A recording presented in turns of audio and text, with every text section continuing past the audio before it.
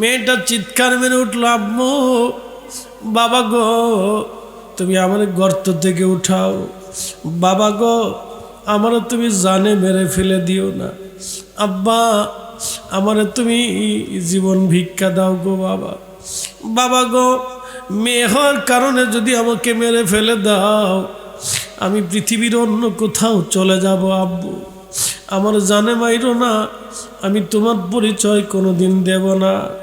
হুজুর নবী গো তখন আমার মনে মায়া লাগে নাই, ইয়া রাসূলুল্লাহ আমি এত বড় জালিম ছিলাম, এত কঠিন হৃদয়ের অধিকারী ছিলাম, আমার কলিজার টুকরা সন্তানের প্রতি আমার তখনও মায়া হয় নাই। নবী গো আমি মাটি দিতে লাগলাম, মেয়েটা বারবার চিৎকার করতেছিল, আমি তার গর্তের ভিতরে মাটি দিয়ে জীবন্ত কবরের ভিতরে মাটি দিয়ে আমি একেবারে তাকে মাটি দিয়ে ঢেকে ফেলে দিলাম। নবীজি শেষ সময় পর্যন্ত সে বাঁচার জন্য আমার আকুতি মিনতি করতেছিল। নবীজি আমার মায়া লাগে নাই, আমি তখনও বড় কঠিন জালিম ছিলাম। ইয়া রাসূলুল্লাহ আমি কালেমা পড়ছি, আমার সেই কঠিন গুনাহ কি আল্লাহ মাফ করছেনি, আমার সেই কঠিন অপরাধ কি আল্লাহ মাফ করছেনি।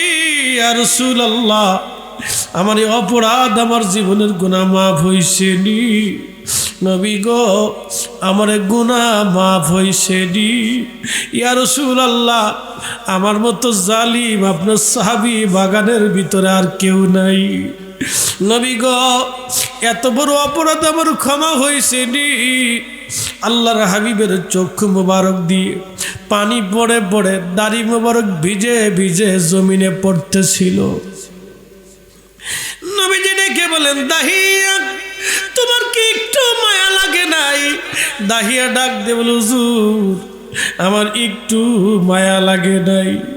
নবীজি কাঁদে আর বলে, দাহিয়া রে তোমার কি মায়া হয় নাই? দাহিয়া বলি, ইয়া রাসূলুল্লাহ আমার একটু মায়া লাগে নাই। হুজুর আমার মতো জালিম আল্লাহ মাফ করছেনি।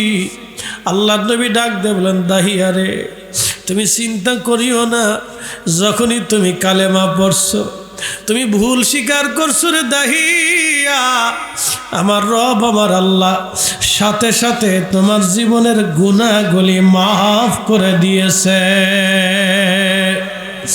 ওই নবী যেই মাসে আসছে রে সেই মাসে হলো আমাদের জন্য নাজাতের মাস, সেই মাস হলো আমাদের জন্য ঈদের মাস। কথা বলেন ঠিক না বেঠে? আল্লাহ বানাইলেন কত জাতি,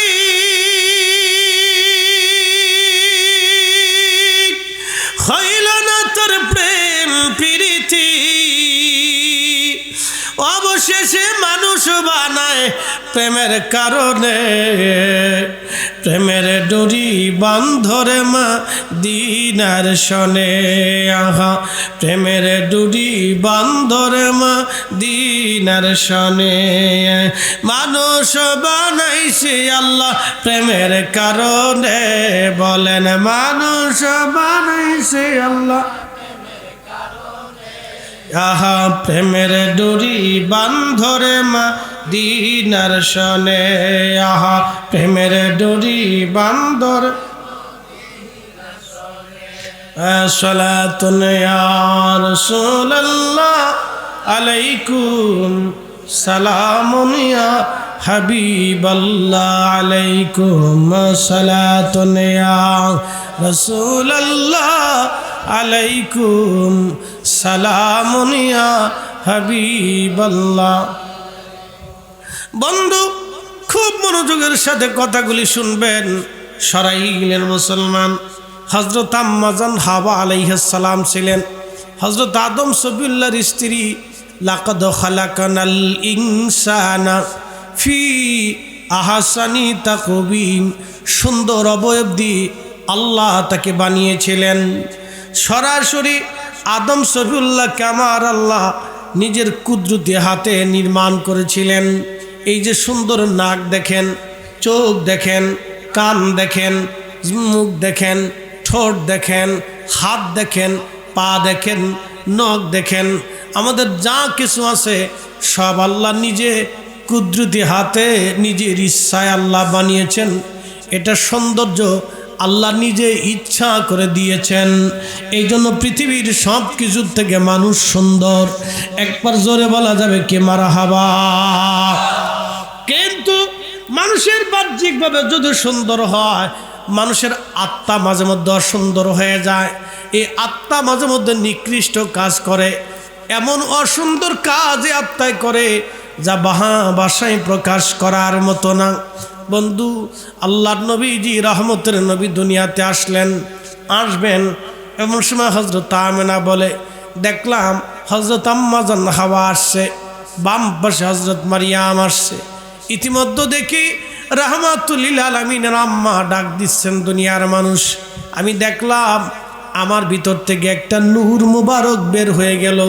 খারাজা মিনহা নূর, আমার ভিতর থেকে নূর বের হলো। ওই নূরের আলোতে আমি সাইয়্যেদা আমেনা একেবারে তামাম পৃথিবীর সিরিয়ার রাজপ্রাসাদ পর্যন্ত নূরের আলোতে পরিষ্কার মতো আমি দেখেছিলাম। জোরে বলা যাবে কি মারহাবা। শুধু তাই নয়, হযরতে আমেনা ডাক দিয়ে বললেন, দুনিয়ার মানুষে আমি আরও দেখি সবার বাচ্চারা দুনিয়াতে সন্তান আসার পরে সব সন্তান কান্না করে, কিন্তু আমার রসুলের বেলায় ছিল ভিন্ন রকম। সাইয়্যেদা আমেনা রাদিয়াল্লাহু আনহা বলেন, দুনিয়ার মানুষ যখন আমার সন্তান মুহাম্মদ আমিন দুনিয়াতে আসছে, আমি দেখি সে উপর হয়ে সেজদার মধ্যে পড়ে আছে। উপর হয়ে সেজদার মধ্যে পড়ে আমার মুহাম্মাদের জবান থেকে আওয়াজ আসতেছিল, ইয়া রব হাবলি উম্মতি, ইয়া রব হাবলি উম্মতি, ইয়া রব হাবলি উম্মতি। আল্লাহ, আমার উম্মতের হবে কি, আমার উম্মতের উপায় কি? উম্মত উম্মত বলে নবীজি তখনও কাঁদতেছিলেন। খুব মনোযোগ দেবেন। শুধু এইখানে না, যদি কোনোদিন মদিনাতে যান, উহুদে মদিনাতে যাওয়ার পরে খন্দকের মাঠে যাবেন, সেই খন্দকের রাস্তার সেই গভীরতা কেনার গভীরতা নাই, এর উপর দিয়ে সরকার রাস্তা বানাইছে। এখান দিয়ে যদি আপনি আগায় আসেন, তাহলে আপনি পিছনে একটা পাহাড় পাবেন। এই পাহাড়ের নাম জাবালে আবু সিলা। এই জাবালে আবু সিলাতে একটা ছোট্ট গুহা আছে। এই গুহার ভিতরে আমার নবীজি 3 দিন 3 রাত একাধারে সেজদার মধ্যে পড়ে পড়ে কেঁদেছিলেন। একবার জোরে বলা যাবে কি মারহাবা। 3 দিন 3 রাত পরে নবী সেজদার মধ্যে কাঁদে। আহা, কান্না বন্ধ হয় না। সাহাবীরা কেউ নবীর কান্না বন্ধ করতে পারে না, শুধু কান্না করতেছিলেন, ইয়া রব হাবলি উম্মতি, আল্লাহ আমার উম্মতের গুনাহ হয়ে গেছে, আল্লাহ আমার উম্মতের কি উপায় হবে? আপনি বুঝেন কেন আমরা নবীজির আগমনটাকে ঈদের মতো মনে করি? কেন? যিনি রাহমাতুল লিল আলামিন, তিনি আমার আপনার সুপারিশ করনেওয়ালা, তিনি আপনার আমাকে জান্নাতে নেনেওয়ালা। কারণ ওই নবী না হলে আমাদের নাজাতের কোনো রাস্তাই ছিল না। কথা কোন ঠিক কিনা? অবশ্যই তো আমরা কবরে চলে যাব, অবশ্যই রবের কাছে ফিরে চলে যাব। কেউ আমাদেরকে দুনিয়াতে ধরে রাখতে পারবে না। ইন্না বাতশা রাব্বিকা লাশাদীদ।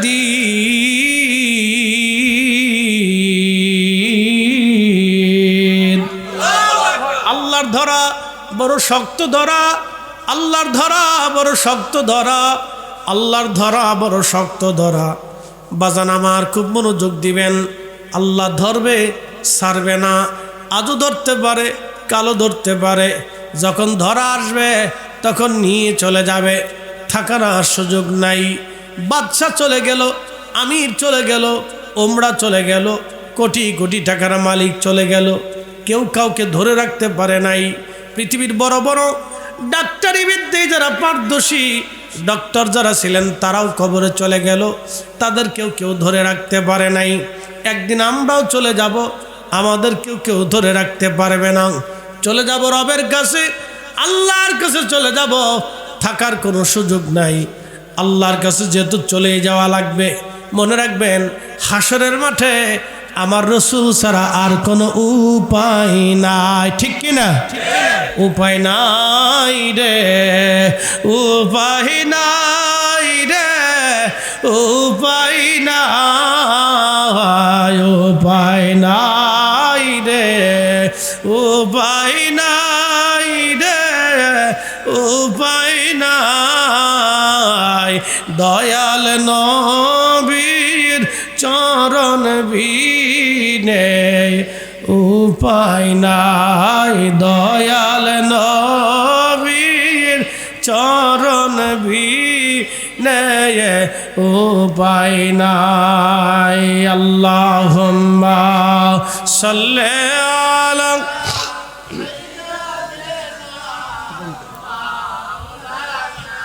আহা জবান খুলে ওয়ালা আলে সাইয়্যিদিনা।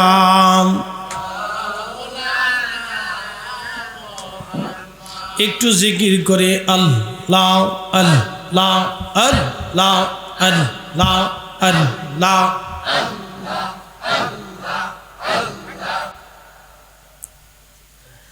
রোমান এম্পায়ার, রোমান সাম্রাজ্য, পৃথিবীর এত বড় সাম্রাজ্য, ৭,০০০ বছর ধরে সেই সাম্রাজ্য চলমান। হাজার হাজার বছর ধরে রোমান সাম্রাজ্য চলমান, কেউ তাদেরকে পরাজিত করতে পারে না। এই রোমান সাম্রাজ্য হঠাৎ করে দেখা গেল বিরাট বড় প্রাসাদগুলির মধ্যে ফাটল ধরে গেছে, জায়গায় জায়গায় বিরাট বড় বিল্ডিংয়ে ফাটল ধরে গেল। হাজার হাজার বছর বয়স বিল্ডিংগুলির চূড়ার মধ্যে ফাটল ধরে গেল। তখন যারা দার্শনিক ছিল, জ্যোতিষী ছিল এবং তাদের যারা ধর্মগুরু ছিল, তারা মিটিংয়ে বসে গেল। উপায় কি? এত শত বছর ধরে বিল্ডিং চলল, কখনো বিল্ডিং ফাটলো না, ভাঙলো না, পড়ে গেল না। এমনকি রোমানদের মূল যেই প্রাসাদ ছিল, এই প্রাসাদের উপরে যেই আপনার ছিল, কি বলে, মিম্বর, এই মিনারা ছিল, এই মিনারাটা ভেঙে পড়ে গেল। সবাই চিন্তায় পড়ে গেল, হায় হায়, হলো কি? আমাদের এই প্রাসাদ এত হাজার বছর চললো, কোনোদিন ফাটল হলো না, ভেঙে গেল না, হঠাৎ করে ভেঙে গেল, কারণ কি? গণনা করে তারা দেখলো সর্বনাশ, আখিরি নবী দুনিয়াতে তশরিফ এনেছে। রোমান সাম্রাজ্য পৃথিবী থেকে একদিন নিশ্চিহ্ন হয়ে যাবে এবং আমাদের সাম্রাজ্য কর্তৃত্ব দুনিয়াতে আর থাকবে না। ওই নবীর উম্মতের কর্তৃত্ব দুনিয়াতে আসবে। একবার জোরে বলা যাবে কি আল্লাহু আকবার। নবী দুনিয়াতে যেই দিন তশরিফ আনলেন, খুব মনোযোগ দিয়ে শুনবেন, কাবা ঘরের ভিতরে সেই দিন ৩৬০টা মূর্তি ছিল। কাবা ঘরের মধ্যে সেই দিন ৩৬০টা মূর্তি ছিল।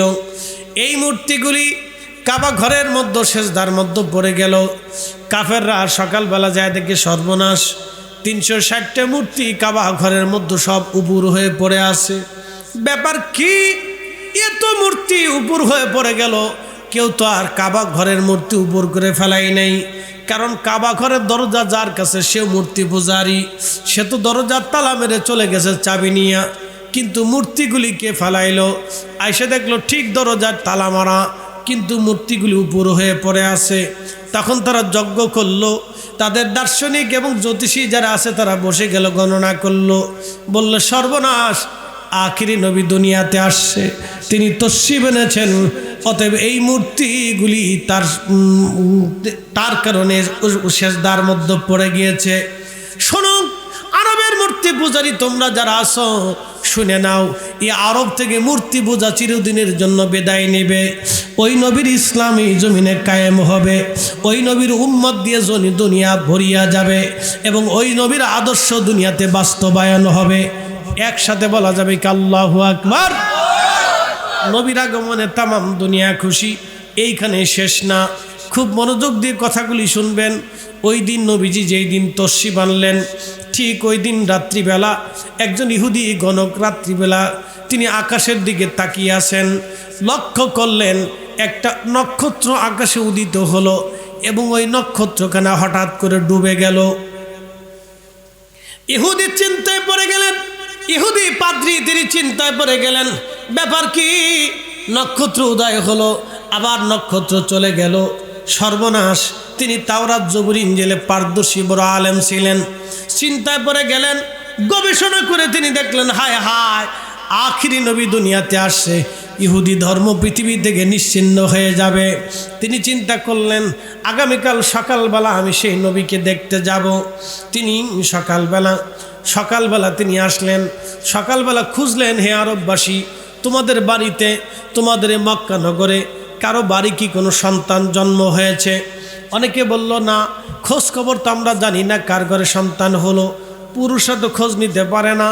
তখন তিনি চিন্তা করল, বলল, দেখো, তোমরা তোমাদের নারীদের কাছ থেকে খোঁজ নাও, কারণ নারীরাই বলতে পারবে কার ঘরে সন্তান জন্ম হয়েছে। পুরুষরা এসে নারীদের কাছে খোঁজ নিল, হে নারীরা, তোমরা কি কখনো জানো আরবে গত রাত্রিবেলা 12ই রবিউল আউয়াল সুবে সাদিকের সময়ে সোমবারে আরবে কারো সন্তান জন্ম নিছেনি? তখন নারীরা বলল, হা, তোমরা কি জানো না আব্দুল মুত্তালিবের নাতি, তিনার সন্তান হযরত খাজা আব্দুল্লাহ, তার একটা সন্তান হয়েছে, এতিম সন্তান, তার নাম মুহাম্মদ। আমিনার কোল উজাড় করে দুনিয়াতে সন্তান এসেছে।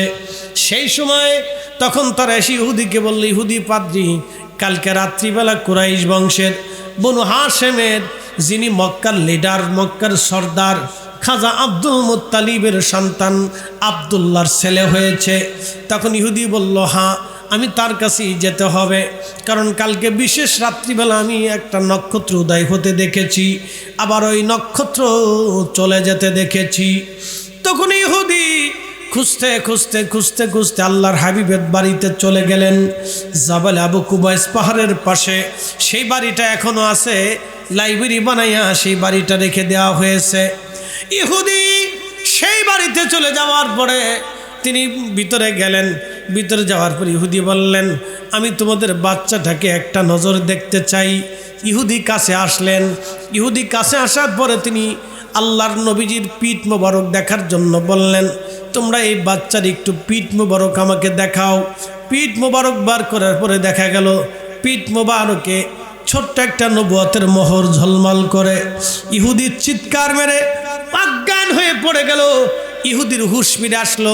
লোকেরা বলল, ইহুদি রে, তুমি কেন অজ্ঞান হয়ে পড়ে গেলাম? তোমার হুঁশ ফিরে আসলো কেন? ইহুদি, তুমি কি জন্য কান্না করো? ইহুদি নাক দিয়ে বলতেছে, হে আরবের পত্তলিকেরা, তোমরা শোনো শোনো শোনো শোনো, এমন একটা বাচ্চা আব্দুল্লাহর ঘরে তাশরীফ এনেছে। এই বাচ্চার কারণে তোমাদের ধর্ম দুনিয়া থেকে নিশ্চিহ্ন হবে, আমাদের ধর্ম বাতিল হয়ে যাবে। এমন একজন নবী দুনিয়াতে আসছেন, তিনি আখিরি নবী। এই নবীর পরে আর কোনো নবী দুনিয়াতে আসবে না। তিনি সত্য প্রতিষ্ঠিত করবেন, ইনসাফ কায়েম করবেন জমিনে। একসাথে বলবেন কি আল্লাহু আকবার। তার মানে কি, সারা দুনিয়া জানলো রসুল আসছে। কথা কোন ঠিক কিনা? এখানে শেষ হলো না। আল্লাহ নবী রাহমাতুল লিল আলামিন দুনিয়াতে তশরিফ এনেছেন, কেউ জানে না এইভাবে। আল্লাহু আকবার। হযরতে হালিমাতুস সাদিয়া রাদিয়াল্লাহু আনহা বলেন, দুনিয়ার মানুষ সুদূর তায়েফ থেকে ধাত্রীমা হওয়ার জন্য আমি মক্কাতুল মুকাররমায় তায়েফের মহিলাদের সাথে রওনা হলাম। আমার উট ছিল দুর্বল, গাধা ছিল দুর্বল। এই দুর্বল উট নিয়ে, প্রাণী নিয়ে আমি পিঠে চড়ে রওনা করলাম। আসতে লাগলাম। আস্তে আস্তে আস্তে আস্তে আমি যখন মক্কায় ঢুকি, তখন অন্য নারীরা বাচ্চা কাচ্চা নিয়ে তারা তায়েফের দিকে রওনা হয়ে গেল। আমি মক্কায় আসলাম, খোঁজ নিলাম, জানলাম মক্কা নগরে আর কারো বাড়িতে কোনো সন্তান আর অবশিষ্ট নাই, সবাই সন্তান নিয়ে চলে গেছে। আমি চিন্তায় পড়ে গেলাম, তাহলে আমি কি একেবারে শূন্য ফিরে যাব? লোকেরা বলল, না, একটা এতিম বাচ্চা আছে, তার নাম মুহাম্মদ, মায়ের নাম আমেনা, বাবার নাম আব্দুল্লাহ, কিন্তু ছেলেটা এতিম, বাবা মারা গেছে, সে একেবারে এতিম। তোমরা তাকে নিতে পারো, কিন্তু বিনিময়ে কিছু পাবা না, কারণ এতিম, তার ভরণ পোষণ দেওয়ার মতো কেউ নাই। হযরত হালিমা বললেন, স্বামীকে ডাক দিয়ে বললাম, স্বামী রে, একেবারে এতিম বাচ্চা নিয়ে এইভাবে আমি তো লালন পালন করতে পারবো না, কারণ আমাদের ঘরে অভাব আছে, দুর্ভিক্ষ তাইফের মধ্যে লেগে গেছে। তুমি তো জানো আমি ক্ষুধার কারণে, অভাবের কারণে আমি হীন হয়ে গেছি। আমার কোলের বাচ্চাই তো দুধ পায় না, আরও একটা বাচ্চা নিয়ে আমি তাকে কিভাবে দুধ পান করাবো? স্বামীরে চলো তো ফিরে চলে যাই। স্বামী ডাক দিয়ে বলল, হালিমা। কষ্ট হইতেছে না আপনাদের? একসাথে জোরে বলেন তো মারহাবা। স্বামী ডাক দিয়ে বলতেছে, হালিমা একেবারে শূন্য ফিরে চলে যাব। চলো তো চলেই যাব, যেহেতু বাচ্চাই আছে, আর কোনো বাচ্চা কারো ঘরে নাই। হালিমা রে, একটা নজর ওই বাচ্চাটাকে আমরা দেখে আসি, নেই বা না নেই পরে সিদ্ধান্ত নিব, আগে বাচ্চাটাকে দেখে আসি। স্বামী আর স্ত্রী দুইজনে মিলে জাবেলে আবু কুবাইস পাহাড়ের পাদদেশে রহমতের নবীজির ঘরে হযরত হালিমাতুস সাদিয়া রওনা হয়ে চলে গেলেন। হালিমার স্বামী বাহিরে দাঁড়িয়ে আছেন, উটের রশি ধরে হাতে দাঁড়ানো, গাধার রশি ধরে দাঁড়িয়ে আছেন। হযরত হালিমাতুস সাদিয়া ভিতরে ঢুকলেন। তিনি বলতেছেন, আমি দেখলাম দুনিয়ার মানুষ দোলনার ভিতরে আমার নবীকে ঘুম পাড়িয়ে রাখা হয়েছে, আমার শিশু নবীকে ঘুম পাড়িয়ে রাখা হয়েছে। আমি হালিমা ভিতরে যখন ঢুকলাম, আমার নবীজির চেহারার দিকে আমি তাকাইলাম। হালিমা বলে, দুনিয়ার মানুষ এত সুন্দর মানুষ কি করে হয়? আমি চিন্তায় পড়ে গেলাম, ভাবতে লাগলাম মানুষ কি করে এত সুন্দর হয়, মানুষ এত সুন্দর কি করে হয়, মানুষ এত সুন্দর কি করে হয়, মানুষ এত সুন্দর কি করে হয়, এত সুন্দর মানুষ দুনিয়াতে আছে। চিন্তায় পড়ে গেলাম। আমি দেখলাম তার গা মোবারকে একটা সবুজ পোশাক পরানো। এই সবুজ পোশাকটা জান্নাতের রেশমি পোশাক। আর একটা পোশাক ছিল সাদা, এটাও জান্নাতের রেশমি পোশাক। ভিতর থেকে সুগন্ধ ছড়িয়ে পুরো ঘর একেবারে সুগন্ধময় হয়ে গেছে, এতই চমৎকার। আমি দোলনার পাশে যেয়ে বসে গেলাম ঘুম ভাঙানোর জন্য। দেখি নবী, শিশু নবী ঘুমাচ্ছিলেন। আমি হালিমা আমার হাত তিনার পবিত্র কচি বক্ষ মোবারকে আমি আলতো আলতো করে বুলাইতে লাগলাম। হঠাৎ করে নবীর ঘুম ভেঙে গেল। ঘুম ভেঙে যাওয়ার পরে রসুল আমার দিকে তাকায় মুস্কি হাসি দিলেন। হালিমা ডাক দেয় বলেন, দুনিয়ার মানুষ হাসিটা এত সুন্দর আমি পাগল হয়ে গেলাম। ডাক দেয়া বললাম, স্বামী রে, আমি এই বাচ্চা না নিয়ে তায়েফে ফিরে যাব না। চিৎকার মেরে বলেন না মারহাবা। তুমি মোদের আশার আলো, ঠিক কিনা? ঘুম আসতেছে? ঘুম আসে? একবার বলুন তো আল্লাহু আকবার। তুমি মোদের আশার আলো, তাই তো তোমায় বাসি ভালো বলেন। তুমি মোদের আশার আলো, তাই তো তোমায় বাসি ভালো। হৃদয় নামের ফুলদানিতে, হৃদয় নামের ফুলদানিতে গেথে রেখেছি প্রেমের মালা। ইয়া রাসূলুল্লাহ, ইয়া হাবিবাল্লাহ, ইয়া রাসূলুল্লাহ, ইয়া হাবিবাল্লাহ, ইয়া রাসূলুল্লাহ। হযরত হালিমা বলেন, দুনিয়ার মানুষ এইখানে শেষ না, আমি পাগল পারা হয়ে গেলাম, বুকের মধ্যে নিব। ঠিক এমন সময় দেখি নবীজির পবিত্র জুলফি মোবারক। জুলফি তো চিনেন, যেটাকে বাংলায় বলে ভুরু। কি বলে? এই যে চোখের ভুরু, এটাকে বলা হয় জুলফি। এই জুলফি মোবারকের মাঝখানে যে কপাল আছে, এই কপাল মোবারক থেকে নূর বের হলো। আসতে হয়ে গেল না? জোরে বলেন। আমি লিখি নেই, লিখেছে 450 বছর আগে ইমামুল হারামাইন শরীফাইন, মক্কা মদিনার ইমাম, 450 বছর আগের ইমাম, বিশ্ববিখ্যাত হাফিজুল হাদিস, যিনি 1 লক্ষ হাদিস মুখস্থ ছিল। তার নাম মোল্লা আলী কারি মাক্কি হানাফি রহমাতুল্লাহ আলাইহি। ইমাম মোল্লা আলী কারি মাক্কি, ওনার বাড়ি হলো আফগানিস্তান, জন্মস্থান আফগানিস্তান। উনি এলেম শিখলেন মক্কা মদিনায়, এই জন্য ওনাকে মাক্কি বলা হতো। মক্কা এবং মদিনার সবচেয়ে বড় আলেম ছিলেন সেই জমানার তিনি, ওই জমানার তিনি মুজাদ্দিদ ছিলেন। মোল্লা আলী কারি মাক্কি আল মাউরিদুর রাবি ফি মাউলিদিন নবী কিতাবের মধ্যে তিনি লেখেন, নবীজির জুলফি মুবারকের মাঝখান থেকে নূর বের হলো, খিলালাস সামা, একেবারে মধ্যকর্ষ পর্যন্ত নূর চলে গেল। হযরত হালিমা বলেন, দুনিয়ার মানুষ সে, ওই নূর দেখে আমি আশ্চর্য হয়ে নবীজির কপাল মোবারকে চুমা লাগাইলাম। একবার জোরে বলা যাবে কি আল্লাহু আকবার? প্রিয় নবীর কপাল মোবারকে চুমা লাগাইলাম। চুমা লাগানোর পরে আমি কোলের মধ্যে নিলাম। আমি ছিলাম দুর্বল, হয়ে গেলাম সবল। আমি আমার দুগ্ধ নবীজিকে পান করাইতে লাগলাম। আমার স্বামী ডাকতে বলল, হালিমারে, তাহলে আমি উটের দুধ দহন করে নিয়ে আসি, কারণ আমাদের এই দত্তক বাচ্চা কি খাবে, তোমারও একটু খাওয়ার দরকার, আমার বাচ্চাটাও খাওয়ার দরকার। হালিমার স্বামী বললেন, আমি দৌড়ে গেলাম উটের দুধ দহন করার জন্য। ওলানের কাছে যায় দেখি একেবারে উটের ওলান দুধে ভরে গেছে। আমি পাতিল ভর্তি করে দুধ দহন করে আমার স্বামী নিয়ে আসছে। স্বামী দৌড়ে এসে বলল, হালিমারে, কি এমন বরকতওয়ালা বাচ্চা নিছ? ওরে হালিমা, উটের দুধ ছিল না, উটের দুধ ভরে গেছে। গাদা দুর্বল ছিল, সবল হয়ে গেছে রে হালিমা। এই বাচ্চা ছাড়া আমরা তায়েফে ফিরে যাব না। হালিমা দুঃসাদিয়া বললেন, দুনিয়ার মানুষটি, আমার উট রশি ছিঁড়ে দৌড়াইয়া কাবা শরীফের সামনে চলে গেল। একসাথে বলবেন আল্লাহু আকবার। কাবা শরীফের সামনে দৌড়ায় চলে গেল। হারামের সামনে মাকাম ইব্রাহিমের পাশে দরজার সামনে উট সেজদায় পড়ে গেল। উট সেজদায় পড়ে রইছে। উঠে যাই আল্লাহর সেজদা দিয়া নবী পাইয়া উট খুশি। উটের চিন্তা হলো, আল্লাহ, আমি উটের কত কপাল ভালো, আমার দুধ রাহমাতুল আলামিন পান করবে। এর চাইতে কপালওয়ালা আমি উটের ভাগ্য আর কিছু হতে পারে না। চিৎকার মেরে বলেন ঠিক না বেঠে? আমাদের সুন্নিদের কপাল ভালো, আমরা রাসূলের আজকের মাহফিল মিলাদুন নবীর মাহফিল করি, এটা আমাদের বুলন্দ নসিব। কথা কন ঠিক কিনা? হাত উঁচু করে বলেন ঠিক কিনা?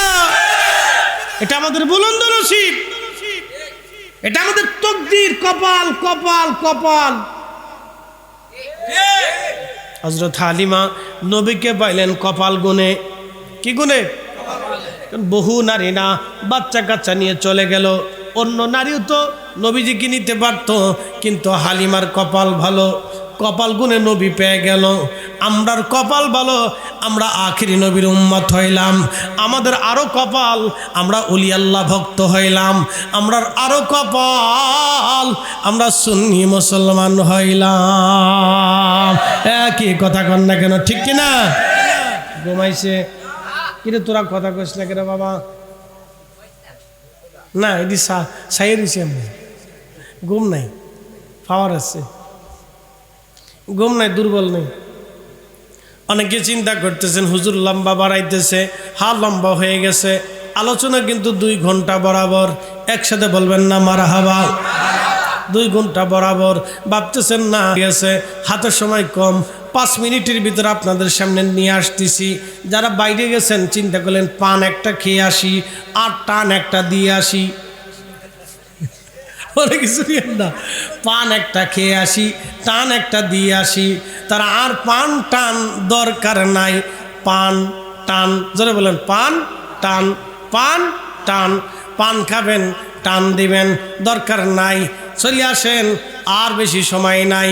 কবরে ডাক দিলে পান টানের টাইম পাবেন না, ছেড়ে দিয়ে দেন এইগুলি।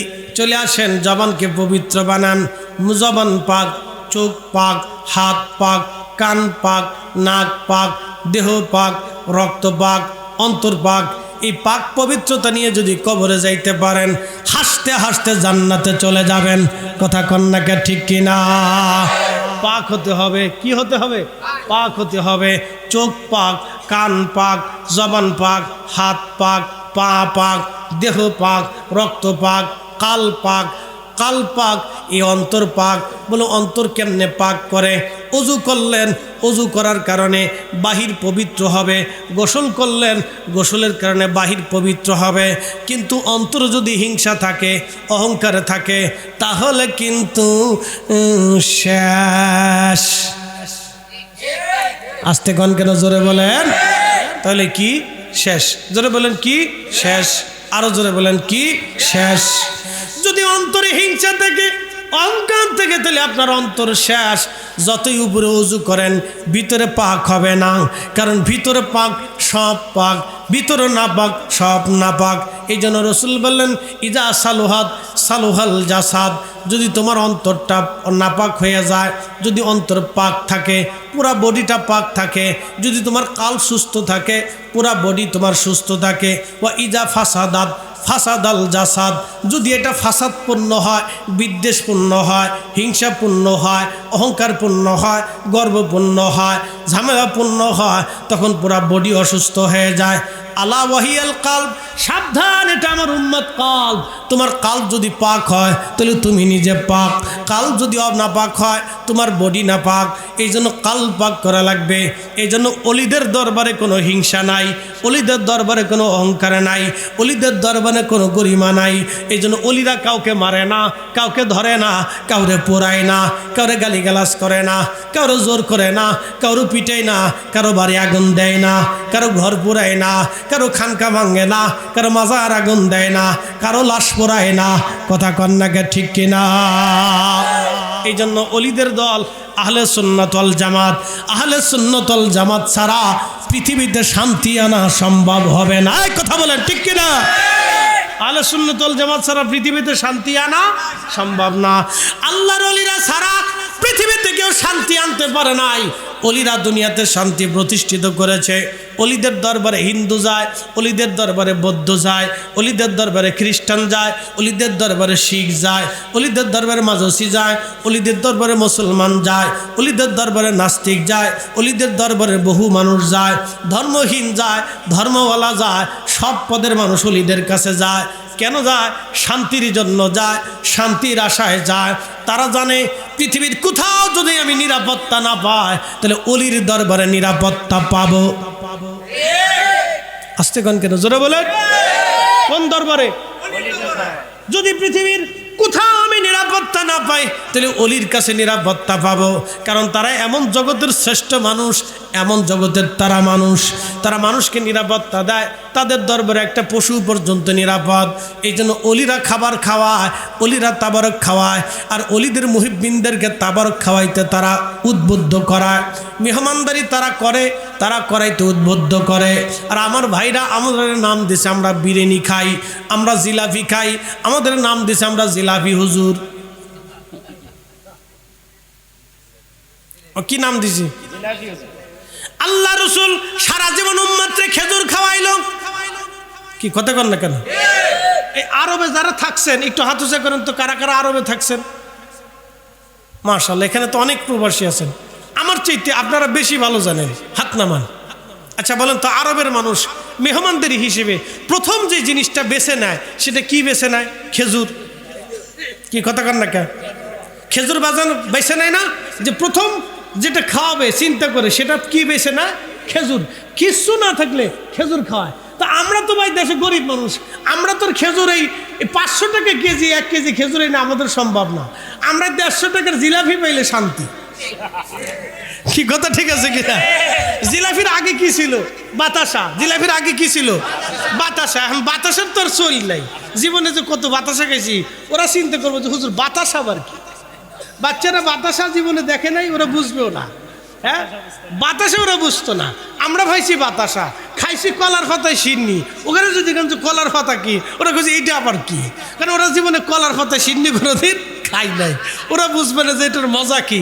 এটার মজা আলাদা। একবারে স্বাদের অরিজিনাল দুধ, অরিজিনাল চিনি, অরিজিনাল এই মিষ্টি, অরিজিনাল এই আপনার ধানের চাল দিয়ে পায়েস বানানো হইতো। এ সব ছিল অরিজিনাল, মজাও লাগতো অরিজিনাল, পাতাও ছিল অরিজিনাল। এখন দুধ খাই না ঢাকায় বুড়িগঙ্গার পানি খাই, বুঝি টুজি নেই। কি কথা ঠিক আছে না ভাই? যে দুধ খায় না বুড়িগঙ্গার পানি খায়, কোনো বুঝি টুঝি না যে কি অবস্থা দেশে চলতেছে। সব জায়গায় ভেজাল, দুধের ভিতরে পানি মেরে দিয়ে ভেজাল দিয়ে দেয়। খালি পানি মারে না ভাই, কোনো দুধের টুধের কোনো গিরান টিরান নেই, একবারে পাউডার মারি দিয়ে দুধ বানায় ফেলাইছে। একবারে অরিজিনাল খাঁটি গাভীর দুধ, গাভীও খাঁটি হয়ে গেছে। চিন্তা করতে পারছেন? তারপরে ওরা বোঝায় যে গাভীর ভিতরে ভেজাল আছে। কি পাগলের দেশে বাস করি চিন্তা করেন। তো সেই সময় আমরা মিষ্টি খাইতাম। তাহলে আরবের মানুষ, আরবের আলেমরা যারা মেহমানদের হিসেবে প্রথমেই খেজুর বেছে নেয়, তাহলে আরবের আলেম যারা, তারা হলো খেজুর হুজুর। কি কথা কর না কে? আমরা জিলাপি খাই, এই জন্য জিলাপি হুজুর। মালয়েশিয়া গেলাম, আল্লাহু আকবার, প্রথম চাইনিজদের প্রথম মসজিদ, চাইনিজ মুসলমান প্রথম মসজিদ মালয়েশিয়া। গেলাম মালয়েশিয়া, আমি চিন্তা করলাম শত শত বছর আগের মসজিদ, একটু দেখে আসি। সেই মসজিদ দেখতে গেলাম মালাক্কাতে, আল্লাহু আকবার। সেই মসজিদের পাশে বিরাট একটা মিম্বর আছে, মিনারা আছে। ওই মিনারের উপরে দাঁড়ায়া আগে মুয়াজ্জিনরা আজান দিত, একসাথে কন্যা মারহাবা। ওই মিনারের উপরে দাঁড়ায় মুয়াজ্জিন আজান দিত, সেই মিনারা এখনো আছে। মসজিদ একবারে চাইনিজ কোয়ালিটি, চাইনিজরা যেইভাবে বাড়ি বানায় ওইভাবে মসজিদ বানানো হয়েছে, দেখতেও খুব সুন্দর দেখা যায়। মসজিদে নামাজ পড়তে গেলাম, মসজিদে নামাজ পড়লাম, খুব সুন্দর। পাশে যায় দেখি বিরাট বড় বড় ডেকসি। আমি বললাম ডেকসি কেন? বলে ডেকসি দিয়ে তাবারক রান্না করা হয়, প্রত্যেক জুমার দিনে এরা তাবারক রান্না করে মুসল্লিদেরকে খাওয়ায়, প্রত্যেক নামাজের পরে অনেক সময় খাওয়ায়। আমি এবার টেবিলের মধ্যে দেখলাম ফল রাখা, ফলের ভিতরে আছে কলা। কি আছে? কলা। আমি ভিডিও করে নিই, আমার দিকে তাকান, ফলের ভিতরে আছে কলা। জিজ্ঞেস করলাম এই কলা কেন? তখন লোকেরা বলল, হুজুর এই মালয়েশিয়ার মানুষ নামাজ পড়লেই সবাই রে কলা খাওয়ায়, এরা কলা খাওয়ায়, মেহমানদারি করে। তা আমি বললাম বাপরে বাপ, দারুণ তো হইল, আমরা জিলাপি খাওয়াই, তাহলে আমরা হইলাম জিলাপি হুজুর। আরবের আলেমরা খেজুর খাওয়ায়, এই জন্য তারা খেজুর হুজুর। আর মালয়েশিয়ার আলেমরা কলা খাওয়ায়, এই জন্য তারা কলা হুজুর। তার মানে বোঝা গেল আমাদের দেশে অসুস্থ রোগীর অভাব নাই, অনেক অসুস্থ। কি কথা কর না কেন? অনেক অনেক অসুস্থ। এই অসুস্থতা যে কবে শেষ হবে আমি জানি না। হ্যাঁ, এই দাদা ঠিক কইছে রে, দাদার ডায়াবেটিস নাই, চেহারায় বোঝা গেছে। মারহাবা কন না, আরেকটু জোরে বলেন না মারহাবা। তাহলে কি মেহমানদারি চলবে না? জোরে বলেন চলবে। যত পারেন হালাল টাকা দিয়ে জিলাপি আইনে একবার ভরিয়ে ফেলাবেন আর খাওয়াবেন, অসুবিধা নাই, কোনো নিষেধ নাই। খাওয়ান বেশি করে, বিরিয়ানি খাওয়ান, গরু জবাই দেন, মহিষ জবাই দেন। আপনাদের থেকে বইস জবাই দেন, গরু জবাই দেন, ছাগল দেন, উট দেন, দুম্বা দেন, যা পারেন জবাই দিয়ে, হালাল জিনিস জবাই দিয়ে, রান্না করিয়া, বিরিয়ানি করিয়া, খিচুড়ি করিয়া খাওয়ান, বেশি খাওয়ান। নবী বলছেন তুতঈমুত তাআম, তোমরা খাওয়াও, আমরা খাওয়াবো। কথা কন না, ঠিক কিনা? আমরা খাওয়াবো, খাবো। জোরে বলেন খাওয়াবো, খাবো। সুন্নত, খাওয়াও সুন্নত, খাওয়ানো সুন্নত। মারহাবা কন না, আরো জোরে বলে, আরো জোরে। চলবে মিলাদুন্নবী? চলবে না? হাত উঁচু করে বলেন মিলাদুন্নবী চলবে? নারে তাকবীর, নারে রিসালাত। মিলাদুন্নবীর আলো, মিলাদুন্নবী যেখানে, মিলাদ মাহফিল যেখানে, নারে তাকবীর, নারে গাউসিয়া। বাস শেষ, ওয়াজ শেষ। বিনা দলিলে আল্লাহ, জোরে বলেন বিনা দলিলে আল্লাহ, বিনা দলিলে আল্লাহ, বিনা দলিলে নবী শ্রেষ্ঠ। কথা ঠিক কিনা? বিনা দলিলে নবী শ্রেষ্ঠ নবী, ঠিক কিনা? বিনা দলিলে নবীজির শ্রেষ্ঠ রহমত। কথা ঠিক কিনা? এই নিয়ামত রহমত যেই মাসে আইছে ওটি আমাদের ঈদের দিন। যখন মানা না মানে আমরা কি তা আসে, মানলেও বালা, না মানলেও বালা। আমার সন্তান পাই আমি খুশি, বাচ্চা পাইলে খুশি, টাকা পাইলে খুশি, দুনিয়া পাইলে খুশি হয়ে যাই। আর রসুল পাইলে আমি খুশি হব না তো শয়তান খুশি হবে? শয়তান তো ওই দিন বেশি কান্নাকাটি করছে। আল্লাহ নবী যেই দিন আসছিল শয়তান এই দিন কি করছে? বেশি কাঁদছে। বাপরে বাপ, তার জীবনে কয়েকবার কাঁদছে।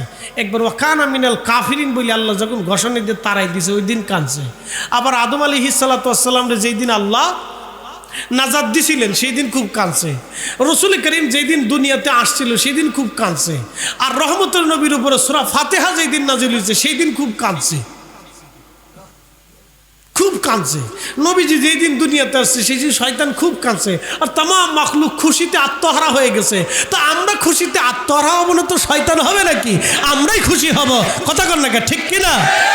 এর চাইতে আমাদের ঈদ আর জীবনে কিছু হতে পারে না। এখন তোমরা ঈদ কই পাইলা? আমাদের এই ঈদ ভাই শরীয়তের ঈদ না, আমাদের এই ঈদ হচ্ছে প্রেমের ঈদ। কি কথা কর না কে? কিসের ঈদ? প্রেমের। জোরে বলেন কিসের? আরো জোরে বলেন, বুঝাই দিয়ে যায় কিসের।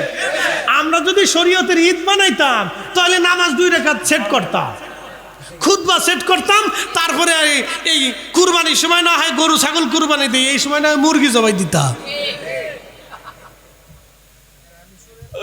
কিন্তু আমরা এটা করি নাই। আমরা জানি এটা শরীয়তের ঈদ না, এটা হলো প্রেমের ঈদ। কথা কন না, ঠিক কিনা? রসুল পাওয়ার ঈদ, নবী পাওয়ার ঈদ। এর চাইতে বড় ঈদ উম্মতের জীবনে আর হতে পারে, এর চাইতে খুশি উম্মতের জীবনে আর কিছু নাই। এখন কেউ ফাইলি ফাইলো, না ফাইলি না ফাইলো, কেউ কে আমি পাই না, তো না পাইলে ভাই জোর করে পাওয়ানো যাইতো না। আপনি না পাইলে চশমা খুলেন, আর নইলে পাওয়ার হলো চশমা লাগান। তো চশমা কোন জায়গায় লাগাবেন? কালবের ভিতরে রসুল প্রেমের চশমা লাগাবেন, ঠিক কিনা? মাকালের ফল দেখতে ভালো, উপরে লাল নীল ভিতরে কালো। মাকালের ফল দেখছেন নি?